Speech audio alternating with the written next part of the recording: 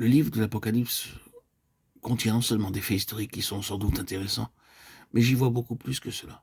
Je vois dans ce livre des principes divins révélés pour notre usage, afin que nous puissions savoir comment faire face à l'ennemi et le vaincre. Il peut avoir des méthodes subtiles, mais il a un ennemi vaincu. Il peut venir dans une grande colère, mais il ne nous fera pas de mal si nous savons comment compter sur les armes du Seigneur et non pas sur les nôtres. La première des choses que nous voyons, c'est que le Seigneur donne à Jean une vision de lui-même. Vous sentez-vous abattu? Êtes-vous découragé sur le terrain de votre travail?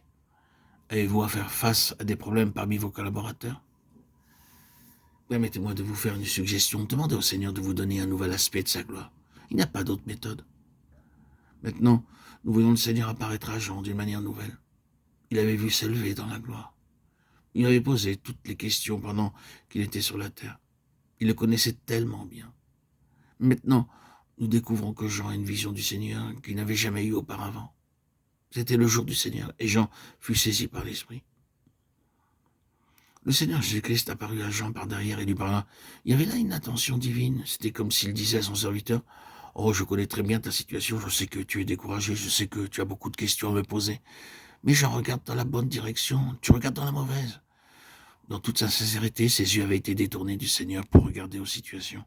Voyez, lorsque les difficultés croissent, que les problèmes deviennent complexes, les choses étrangement brouillées, nous avons tendance à voir seulement les problèmes. Il arrive par des lettres dans la conversation et partout où nous allons, on ne voit jamais la fin des problèmes. Ils sont complexes aussi, ne perdons pas de temps avec eux. Le Seigneur Jésus dit, tournez-vous, regardez à moi et non pas à vos problèmes. Je les connais. Le Seigneur Jésus connaît nos problèmes. Il sait que nous ne pouvons pas les résoudre.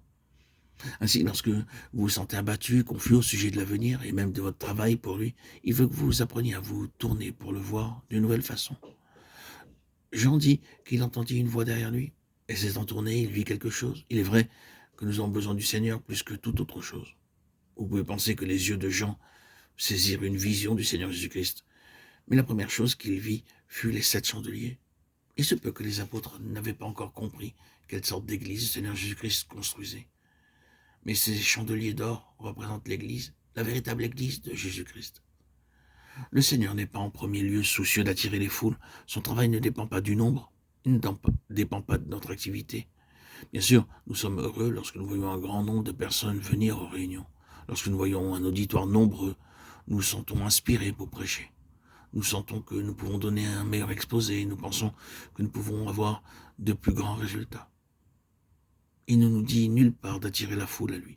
Le Seigneur veut une église pure, une église spirituelle, une église céleste, et pas le nombre.